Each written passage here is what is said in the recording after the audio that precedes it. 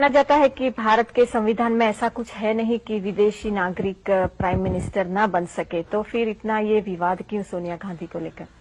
देखिए, हम सोनिया गांधी का विरोध नहीं करते हैं और न ही हम सोनिया गांधी के पर कोई आरोप करते हैं। वो भारत के एक परिवार की बहू है, उनका स्वागत है। भारत के 2 बेटों की वो मां है, उनका स्वागत है। भारत के एक पूर्व प्रधानमंत्री की विधवा है, उनका सम्मान है। सोनिया जी के प्रति हमारे मन में कोई द्वेषभाव नहीं है, इसलिए चर्चा सोनिया जी के संदर्भ में करना मैं उचित नहीं मानता हूं। लेकिन इस देश ने यह जरूर तय करना है, हिंदुस्तान ने आज, क्या भारत जैसे देश ने उसका राष्ट्रपति, उपराष्ट्रपति, प्रधानमंत्री, सेना का मुखिया, जुडिशरी का मुखिया, ये जो प्रमुख पद है, क्या इन प्रमुख पदों पर कोई विदेशी मूल का व्यक्ति होना चाहिए या नहीं होना चाहिए? और मुझे लगता है कि देश में आज समय आ गया है।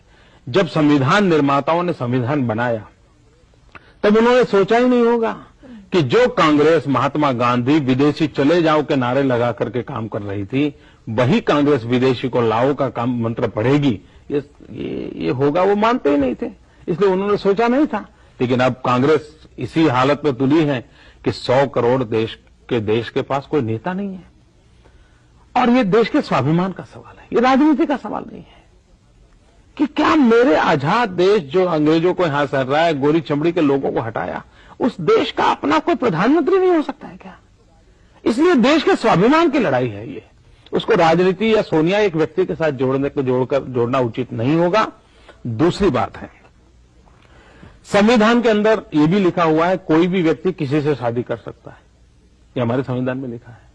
लेकिन आपको जानकर के आश्चर्य होगा कि हिंदुस्तान की सेना का जवान या सेना का कोई भी अफसर या हमारे डिप्लोमेट्स के नाते एक्सटर्नल अफेयर्स मिनिस्टर में काम करने वाले कोई भी सरकारी मुलाजिम, अगर वे किसी विदेशी मुल्क की व्यक्ति से शादी करते हैं तो उनको पहले परमिशन लेनी पड़ती है। इतना ही नहीं, परमिशन अगर मिलती है उनको तो बाद में ये देखा जाता है कि वो किसी संवेदनशील पोर्टफोलियो को न संभाले। उनको ऐसी जगह पर रखा जाता है ताकि देश की सुरक्षा के सवालों को लेकर के उनका कोई संबंध ना आ जाए। अब ये देश के जवान की देशभक्ति पे कोई आशंका नहीं है, लेकिन देश हित में सब सोचना पड़ता है। अगर देश के एक जवान को पत्नी भी विदेशी लाने के लिए रोक है, तो क्या एक विदेशी महिला को देश का प्रधानमंत्री बना देना और हिंदुस्तान की सारी फाइलें उनके सामने खोल देना, ये कौन सी सुरक्षा का विषय है?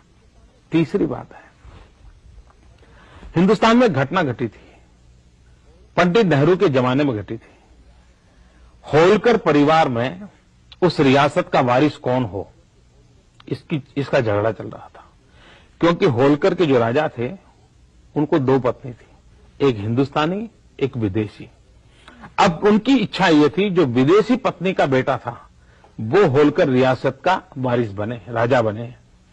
पंडित नेहरू ने अपने हस्ताक्षर से निर्णय दिया हुआ है, पंडित नेहरू की सरकार ने निर्णय दिया हुआ है कि होलकर परिवार का वारिस हिंदुस्तानी महिला की कुख से जो बेटा पैदा हुआ है वही होगा, विदेशी कुख से पैदा हुआ बेटा होलकर रियासत का वारिस नहीं होगा। ये पंडित नेहरू ने भी तय किया हुआ है, तो आज वो बदल करने की आवश्यकता क्या है? और भी एक घटना मैं बता सकता हूं आपको। हिंदुस्तान में सोनाली नाम की बंगाल की एक बहुत मशहूर कलाकार थी, सिने एक्ट्रेस थी, 1950 के कालखंड में। तब मैं तो पैदा भी नहीं हुआ था, लेकिन मैंने उनके विषय में सुना हुआ है। अब सोनाली एक्ट्रेस के नाते काम करती थी, तब इटली का एक रसोलिनी नाम का फिल्म डायरेक्टर हिंदुस्तान आया था। उन दोनों का प्रेम हो गया, शादी हो गई। सोनाली उसके साथ इटली में रहने लगी। शादी होने के कारण वो वहां की नागरिक बन गई और उसको सोनिया जी की तरह नागरिक बनने में 15 साल नहीं लगे थे, वो तो जाते ही नागरिक बन गई थी। अब 20 साल के बाद उसको चुनाव लड़ने का मन कर गया, तो इटली के अंदर किसी शहर के एक म्युनिसिपैलिटी का चुनाव था। ये सोनाली उस म्युनिसिपैलिटी के चुनाव में उम्मीदवार बनी। आपको जानकर यह आश्चर्य होगा कि उसका नॉमिनेशन कैंसिल किया गया। इस बात पे कैंसिल किया गया कि वो इटली की नागरिक तो हैं, लेकिन इटालियन नहीं है, वो मूल इटली की नहीं है, वो हिंदुस्तान की है, इसलिए वो वहां की म्युनिसिपैलिटी का चुनाव नहीं लड़ सकती। तो सोनाली के लिए तो इटली के अंदर ये दरवाजे बंद, और हिंदुस्तान में आप किसी को प्रधानमंत्री बनाने पर तुले हुए। तो जवाब कांग्रेस को देना पड़ेगा, और इसलिए मैं कहता हूं, और ये जो सोनिया जी का देशी विदेशी मामला है ना, वो कांग्रेस वाले ज्यादा चलाते हैं। सवाल तो ये है, क्या सोनिया जी हिंदुस्तान जैसा देश, दुनिया का सबसे बड़ा लोकतंत्र, उसका प्रधानमंत्री, इसका कोई अनुभव होना चाहिए कि नहीं? एक्सपीरियंस नाम की कोई चीज होनी। आप एक प्यून को भी नौकर रखते हैं तो पूछते हैं कि पहले कहां काम करते थे भाई। घर के अंदर बर्तन साफ करने वाले को रखते हैं तो भी पूछते हो कि पहले कहीं काम किया है क्या? वो भी है। आप क्लार्क रखते हो, कैमरामैन रखते हो, किसी को भी रखते हो तो पूछते हो। सोनिया जी ने हिंदुस्तान की पंचायत तक देखी नहीं है, कोई अनुभव नहीं है, उनको हिंदुस्तान का ज्ञान नहीं है। और मैं पिछले 1.5 साल से कांग्रेस के लोगों को एक चैलेंज करता रहता हूं कि भैया सोनिया जी मंच पे आकर के, मेरी एक शर्त रहती है कि बिना कागज वो आए। वो कागज पढ़ती रहती किसी का लिखा हुआ। सोनिया जी बिना कागज लेकर के आए और आकर के, और कुछ नहीं, सिर्फ हिंदुस्तान के राज्यों के नाम बोल दें बिना कागज दी। और मैं दावे से कहता हूं, हिंदुस्तान का 3री कक्षा का बच्चा तो हिंदुस्तान के राज्यों का नाम बोल पाएगा, लेकिन ये इटली की बेटी नहीं बोल पाएगी। क्या ऐसी व्यक्ति भारत की प्रधानमंत्री बनेगी? क्या कोई अनुभव है क्या उनका?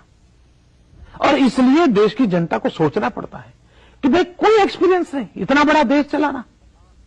और उनके सामने अटल जी देखो, 50 साल से देश की राजनीति में है, कोई समस्या ऐसी नहीं है जिसके साथ वो जुड़े न हो। 35 साल से संसद में बैठे, विपक्ष में रहे हैं, और कितना ऊंचा व्यक्तित्व है। तो सवाल कांग्रेस को, देश की जनता को जवाब देना पड़ेगा।